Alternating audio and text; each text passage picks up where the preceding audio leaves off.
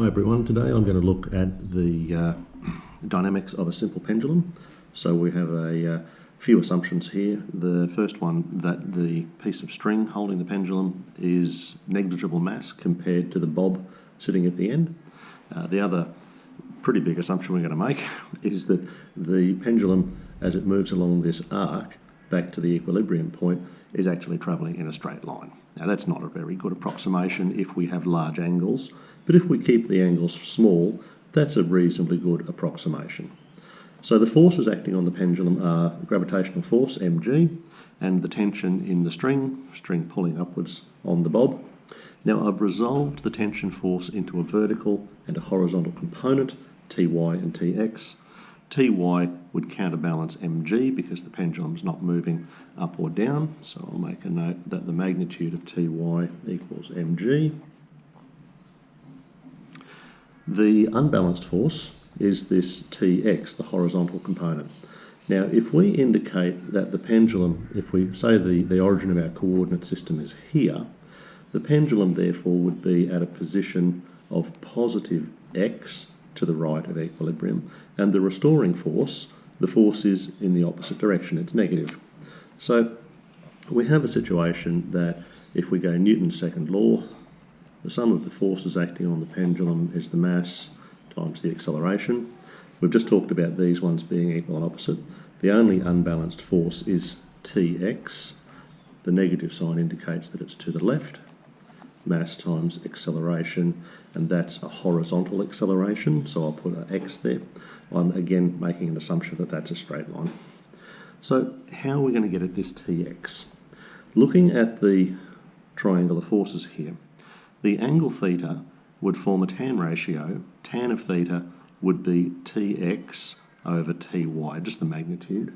Tan theta Tx over Ty. So Tx should be Ty times tan theta.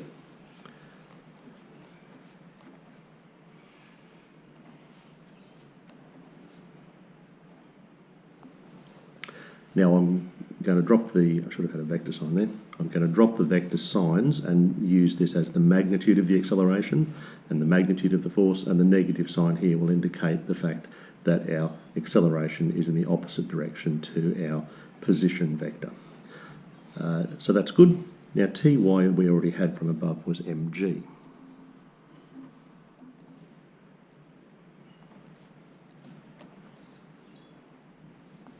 Mass of the pendulum cancels.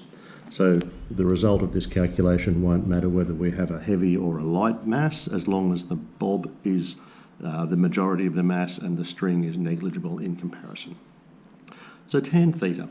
Now tan theta is approximately equal to theta for small angles in radians. I'll come back to that in a minute. But tan theta is approximately equal to the value of theta in radians. In radians, that's the arc distance, which I'm going to approximate by x, divided by the edge here, which is L. So negative g x over L equals the acceleration. Writing that just slightly more neatly, acceleration is negative g over L times x. So we see that the acceleration is in negative proportion to the position vector, x. Now, simple harmonic motion is satisfied. The general form of the simple harmonic motion solution is omega squared times x, where omega is the angular frequency, also 2 pi over t. We can see straight away then that 2 pi over t squared, that's a combination of these two, equals g over L. So solving, we'd have 4 pi squared over t squared equals g over L, and then rearranging this, we will end up with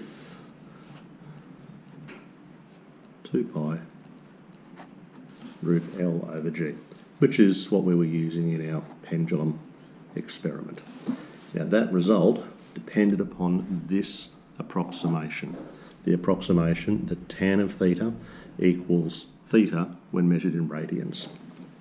As a quick look at how that would go, I'm just going to do a plot. So I'm plotting here.